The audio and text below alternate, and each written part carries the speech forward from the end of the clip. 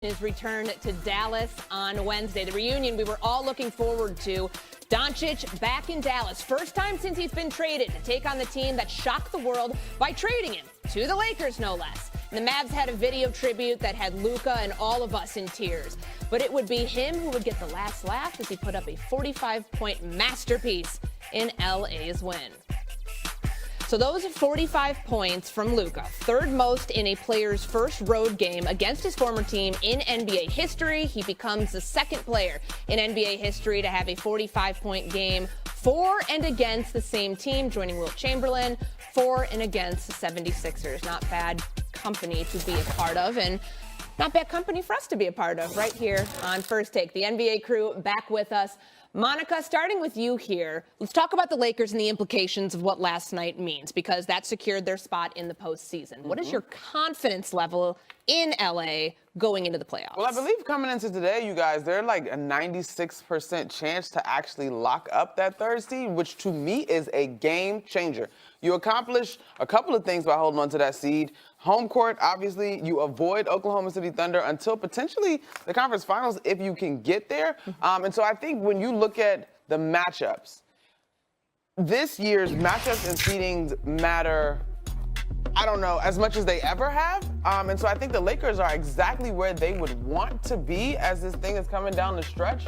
Now, I think for me, the concern that I have is obviously it's going to be a lot on LeBron James, but he continues to defy time.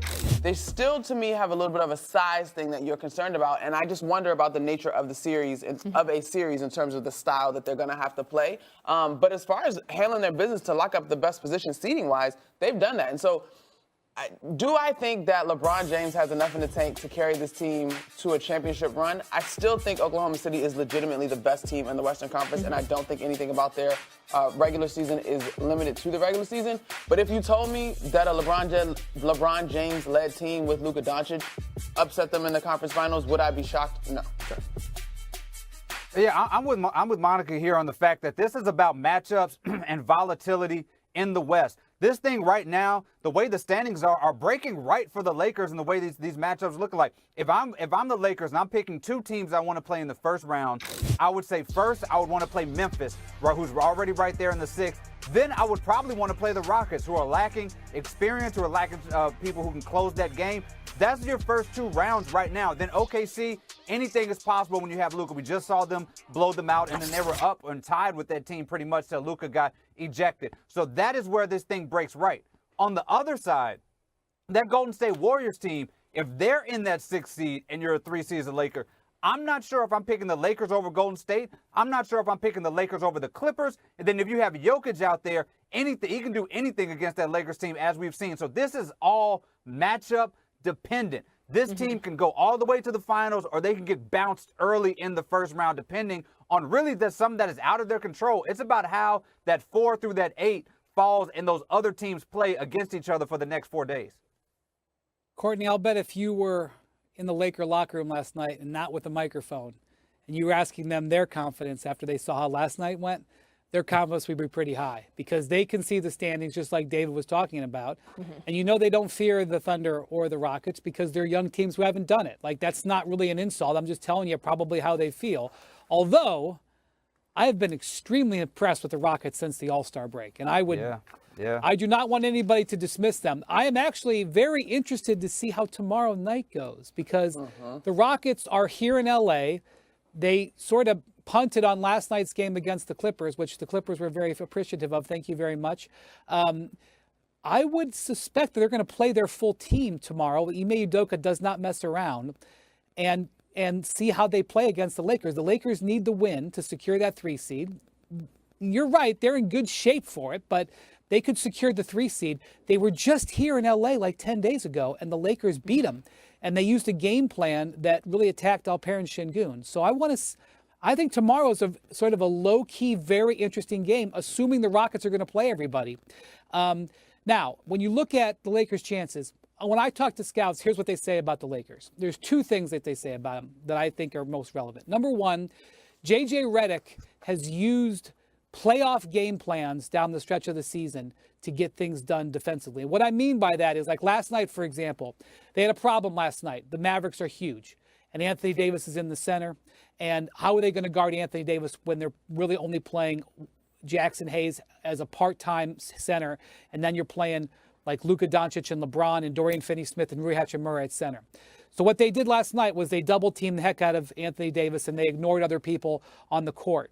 That's sort of situational matchup game plans that you would prepare against playoff opponents. JJ has done this throughout since the Luka trade, and they've had some success with it. Part of the reason that they've had great defensive success at times this year is through sort of these unconventional game plans.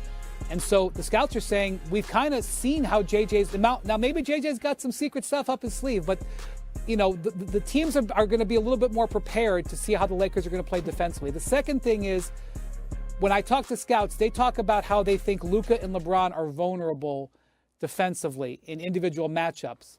And they think that they will attack them more than they have in the regular season. Sure. So while I look at the Lakers, and I agree, I think their pathway is shaping up, and I look at Luka and LeBron, I think that the Lakers really are going to face a bit more of a challenge situationally than maybe they've seen so far.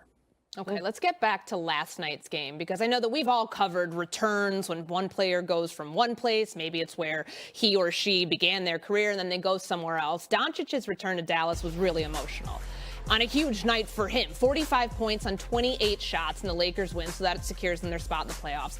It made us think, like, his teammate, LeBron James, went through this in 2010. Windy, I know you were there when he went back to Cleveland for the first time after taking his talents to the Heat. LeBron's return to Cleveland also came with a big performance, like Luka. James had 38 points to beat the Cavaliers by 28 when he was with the Heat. Luka, 7 of 10 from the three-point line in his first game in Dallas since being traded. A lot of his damage he did in the first half. So, Windy, starting with you, which was the more memorable return, Luka in Dallas or LeBron in Cleveland? It's tough to ask me that because it was one of the most memorable nights of my NBA career. Not that I played in the NBA, covering the NBA career. What defined that night to me, by the way, LeBron scored those 38 points in 3 quarters. He sat the fourth.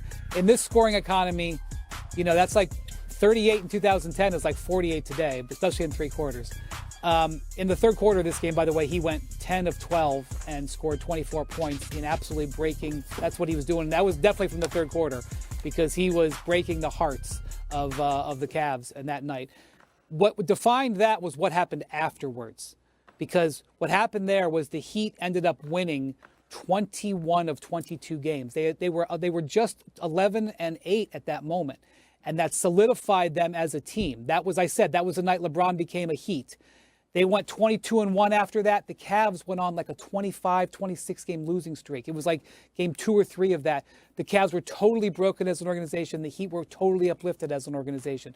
So it was one of the more defining regular season games that I've seen in my career. So when I look at how this will be remembered, like obviously the Luka lip quivering is going to be an iconic moment. We're going to remember that for years. Like the memory of last night will probably, the visual memory, you probably don't even remember any visual moments from that LeBron game other than like him hitting mid-range jumpers. You'll remember that forever. But to me, what will define it is what happens now, because I do suspect the Lakers grew a lot as a team last night, and this could propel them into something more special. To me, it's got to be Luka in last night. Like as memorable as that LeBron game was, we've sort of seen this in the league before. We've seen these superstars leave, and we've seen the fans go crazy on them, and we've seen them be the villains. We saw with KD and OKC. We've seen these things happen before. We've never seen anything like what we saw with Luka Doncic, where you have a superstar, beloved local celebrity in his prime, moving